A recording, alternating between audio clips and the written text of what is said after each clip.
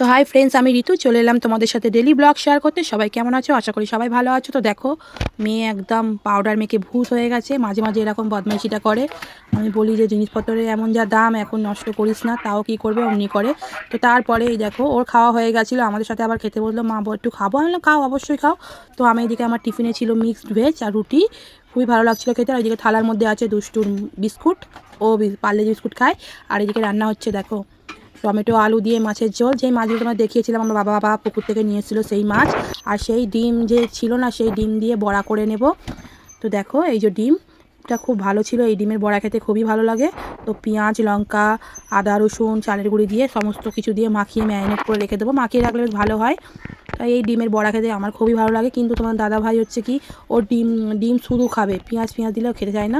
আর এদিকে বড়া করে নিচ্ছি, উনুনে রান্না করি তো বড়াগুলো খুব সুন্দর হয়, খুব ভালো লাগে রান্না করতে। আর উনুনের খাওয়ার টেস্টটাই আলাদা। আর এইদিকে দেখো নুন আর হলুদ দিয়ে রেখে দিয়েছি, তোমার দাদা ভাইয়ের এটা আলাদা করে দেবো। আর আমাদের হচ্ছে পেঁয়াজ লঙ্কা টঙ্কা দিয়ে এইটা খেতেই বেশি টেস্ট লাগে। কিন্তু ও বলে না, আমার ওইটা ভালো লাগে না, আমার শুধু এরকম ডিম করে দেবে। বললাম ঠিক আছে, তুমি যেটাতে খুশি সেটাই করে দেবো।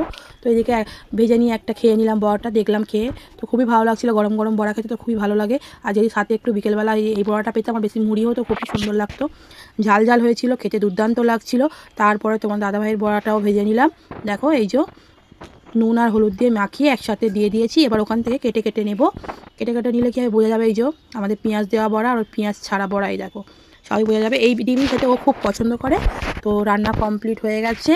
গরম গরম মাছের ঝোল, আলু টমেটো ঝোল হয়েছে জ্যান্ত মাছের। আর হয়েছে কি শাক ভাজা, শান্তি শাক ভাজা। ওই শাকটা খেতে খুব ভালোবাসে আমার মা। আর এদিকে দেখো গরম গরম একদম বড়া রেডি হয়ে গেছে। তো আজকে দুপুরের খাওয়াটা ভালোই হবে। আর ভাত তো থাকবেই সাথে, বাঙালি মানে তো ভাতই, ভাত ছাড়া তো চলবেই না, দিনে একবার হলে ভাত খেতে হবে। তারপরে সন্ধ্যেবেলা তোমার দাদাভাই বললো আমার একটু ম্যাগি খেতে ইচ্ছা করছে, তো ম্যাগি করে নেবো। তোমার ইচ্ছা, তুমি যেটা খুশি বানিয়ে নিতেই পারো। তো যখন ইচ্ছা হয় নিজে নিজে ম্যাগি বানিয়ে নেয়। আমি বললাম বানাও, তাহলে আমিও একটু খাবো। তো এদিকেও বানিয়ে নিচ্ছে।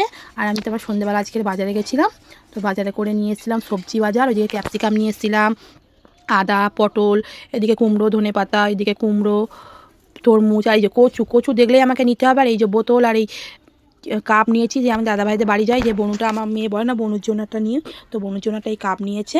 আর এদিকে কচুগুলো আমি কেটে নিচ্ছি। আগে রাত্রিবেলা কেটে নিলে কি হয়, সকালবেলা রান্নার ঝামেলাটা থাকে, তো ওই জন্য কাটতে পারি না। মা কোনো দিন কচু কুটবে না, কচু রান্না করে দেবে সব ঠিক আছে, কিন্তু কচু জীবনে কুটবে না, বলে আমার হাত চুলকায়, তুই কাট।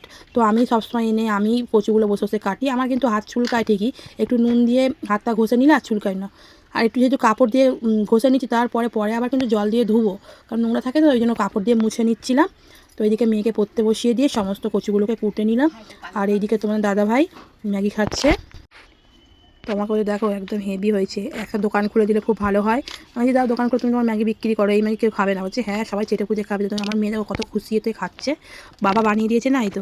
আর এইদিকে রাতের বেলা বসে বসে আমার মেয়ে বলছে মা আমাদের ভিডিওগুলো একটু চালাও না। তো দেখো বসে বসে নিজে নিজেই মজা নিচ্ছে। ওর ভিডিও আইসক্রিম খেতে এত পোকাও, কিন্তু ওই ফার্স্ট হলো, আমি কিন্তু লাস্ট হয়ে গেলাম।